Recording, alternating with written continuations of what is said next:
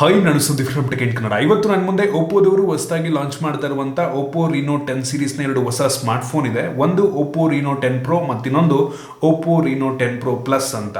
ನಾನು ಈ ವಿಡಿಯೋ ಮಾಡೋ ಟೈಮಲ್ಲಿ ಈ ಎರಡು ಫೋನ್ಗಳ ಬೆಲೆ ಇನ್ನೂ ರಿವೀಲ್ ಆಗಿಲ್ಲ. ನಾನು ಗೆಸ್ ಮಾಡ್ತಾ ಇದ್ದೀನಿ. ಒಂದು ಪ್ರೋ ವೇರಿಯಂಟು ಒಂದು 35,000, ಪ್ರೋ ಪ್ಲಸ್ ವೇರಿಯಂಟು 45,000 ರೇಂಜಲ್ಲಿ ಲಾಂಚ್ ಆಗಬಹುದಾ ಅಂತ. ಅದಕ್ಕಿಂತ ಜಾಸ್ತಿಗಾದರೂ ಆಗ್ಬೋದು, ಅದಕ್ಕಿಂತ ಕಡಿಮೆಗಾದರೂ ಆಗ್ಬೋದು.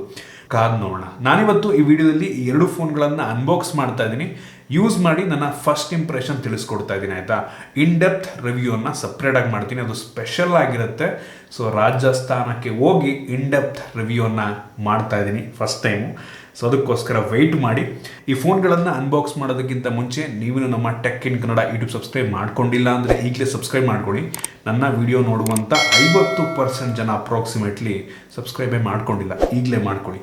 ಸೊ ಡೈರೆಕ್ಟಾಗಿ ಈ ಸ್ಮಾರ್ಟ್ ಫೋನ್ಗಳನ್ನು ಅನ್ಬಾಕ್ಸ್ ಮಾಡೋಕೆ ಗಮನಿಸ್ತಾ ಇದ್ದೀರಾ. ಈ ಎರಡೂ ಫೋನ್ಗಳ ಬಾಕ್ಸ್ ನಿಮಗೆ ಈ ರೀತಿ ನೋಡೋಕೆ ಸಿಗುತ್ತೆ.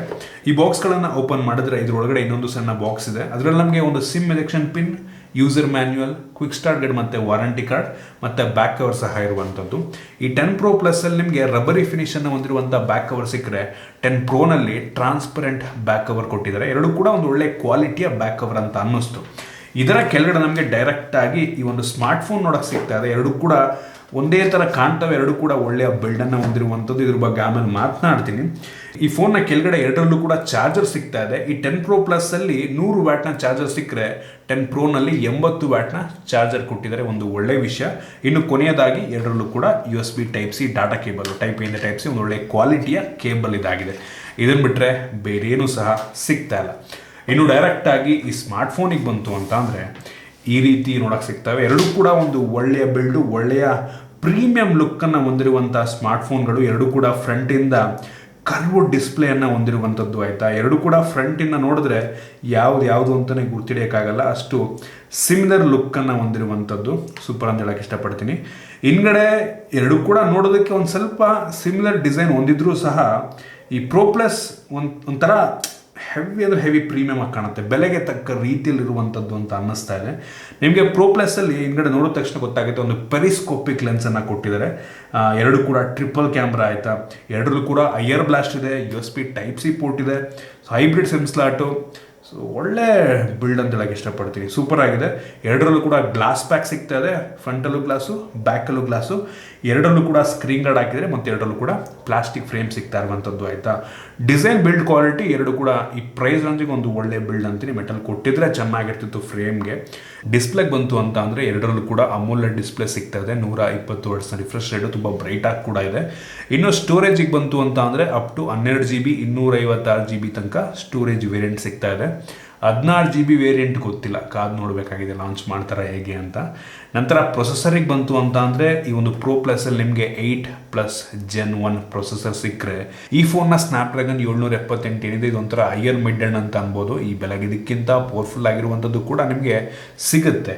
ಇನ್ನು ಕ್ಯಾಮ್ರಾಗೆ ಬಂತು ಅಂತ ಅಂದರೆ ಎರಡರಲ್ಲೂ ಕೂಡ ಟ್ರಿಪಲ್ ಕ್ಯಾಮ್ರಾ, ಎರಡರಲ್ಲೂ ಕೂಡ 50 MP ಮೈನ್ ಸೆನ್ಸಾರು, 1.8 ಅಪರ್ಚರ್, ಎರಡು ಕೂಡ ಸೋನಿ IMX 890, ಆಯಿತಾ. ಒಳ್ಳೆ ಫೋಟೋ ತೆಗೆಯುತ್ತೆ.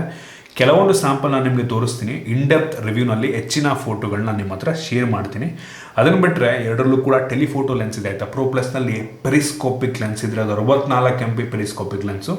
ಈ ಪ್ರೋ ವೇರಿಯಂಟಲ್ಲಿ ನಿಮಗೆ 32 MP ಟೆಲಿಫೋಟೋ ಲೆನ್ಸ್ ಕೊಟ್ಟಿದ್ದಾರೆ. ಎರಡರಲ್ಲೂ ಕೂಡ 8 MP ultra wide angle lens ಕೊಟ್ಟಿದ್ದಾರೆ. ಸೊ ಎಲ್ಲ ಕ್ಲಾರಿಟಿ ಚೆನ್ನಾಗಿದೆ ಅಂತ ಅನ್ನಿಸ್ತು, ಒಳ್ಳೆ ಫೋಟೋನ ಪ್ರೊಡ್ಯೂಸ್ ಮಾಡುತ್ತೆ. ಕೆಲವೊಂದು ಸ್ಯಾಂಪಲ್ ಮಾತ್ರ ತೋರಿಸ್ತಾ ಇದ್ದೀನಿ.